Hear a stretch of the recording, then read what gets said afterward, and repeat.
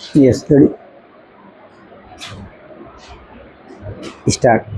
If we organize our cottage industries, if we take to the spirit of Sudesi, I have no doubt we will solve the problem of unemployment to a great extent. Then, sir, a reference has been made to certain additional projects which have been included in the 5 year plan. There was a great demand from Maharashtra to include this project in the 5 year plan. A couple of years ago, there was a conference presided over by my colleague from the district, the present Revenue Minister of Maharashtra.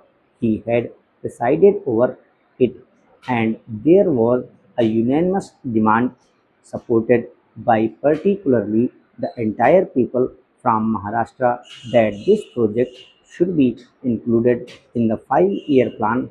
I take this opportunity to congratulate the Government of India and the Government of Maharashtra for having seen to it that this project in Maharashtra is included in the 5 year plan. The President address makes reference to the improvement of our transport and communications. Our increased production leads to the question of the better transport facilities. The agricultural production is on the increase, but sir, if there is no betterment of our transport facilities, this increased production in agriculture will not benefit the agriculturists.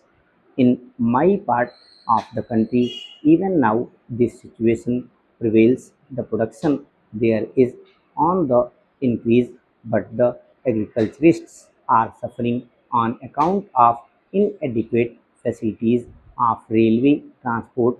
I was glad to find from the President's address that the railways are thinking of opening even new lines very soon.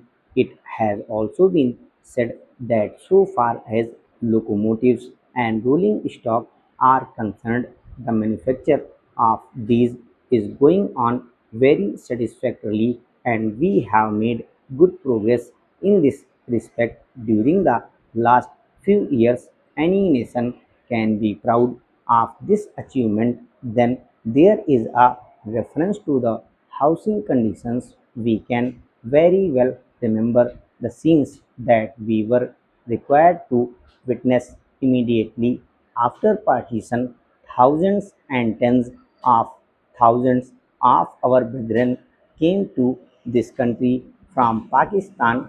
It was a very serious question as to how to house them, but the day has come when the question has practically been solved, or it can at least be said that we are near the solution of the question. 72 crores of rupees have been spent during the last few years in constructing houses for the refugees, and in this very city we are witnessing an exhibition where we can see the models of cheap and decent houses. If these cheap houses are constructed by the refugees, it will provide shelter for them at a low cost. Now, I would like to say that with the measure we are now adopting, to my mind, it will not be possible to have this system or any other system functioning effectively. The number of clauses that have been included are so restrictive and rigid that it will not be possible for any system to function in this country. If at all it is able to function, it will be able to function with a lot of difficulties. It will be said afterwards that the industrial sector, particularly the private sector, has not been able to deliver the goods. I would like to warn the government that if anything happens in the future in which industrial production or production in the private sector has not gone up, it would be not because of any lack of efforts on the part of the private sector, but because of the measures that we are now adopting. I have mentioned several times how this particular bill is very restrictive and how it will hamper the normal growth of companies in this country. It is a pity that when we are on the threshold of the second 5 year plan, such a measure should be passed in this House. I would now like to make a few observations about the speeches of some of the honorable members. Sri Ashok Mehta justifies the restrictions on managing agents by saying that managing agents are no longer the main source of finance. He also argues that profits have been high and will continue to remain high, and therefore he would like to see the managing agents being paid on a sliding scale. He is in the habit of referring to a number of books and making quotations from a number of them published in America or in other countries, and particularly by some of the professors. I would also like to mention to him that even when companies are floated, it requires a certain amount of confidence amongst the investing public, and it is because a particular firm is managing a particular company that this confidence is created in the investing public. Even there, as the Honorable Finance Minister has said, there is a sort of overall tight control. New banks and insurance companies are not floated nowadays. What you have are the few banks which are existing and the few insurance companies that are existing.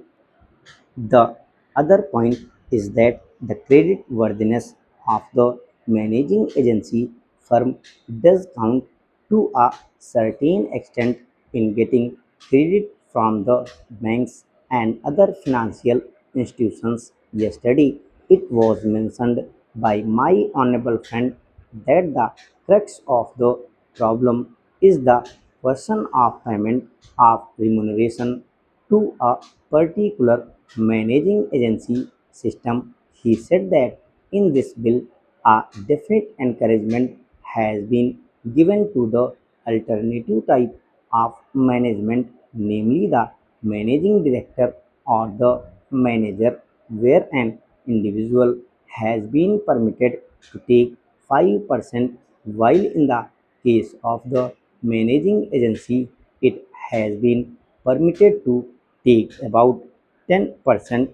I would like to point out to him that it is not merely the question of remuneration which will decide the alternative type of management. The remuneration is not a very important thing unless and until you allow a certain amount of flexibility for any system to function. It will not be possible to evolve any other system to take the place of the managing agency system. In spite of so many shackles, you may find that those few business houses which are carrying on now may have to carry on the present basis. You may not find many new people coming in the field. Several times it has been mentioned in this house why the business community has not prescribed for itself code of conduct. In this connection, I would like to point out that a degree or diploma is essential for the profession, and in case of violation of the code, sanction should be provided by it to prevent a person from practicing the profession today. Even Ashok Mehta and Sri C. Shah can set up a grocery shop and become businessmen. Nobody lays down any condition for starting business, and nobody can prevent others from continuing it. But I would like to point out that with regard to the code of conduct, there is a certain amount of ethics, and there are certain standards and traditions on which business houses function.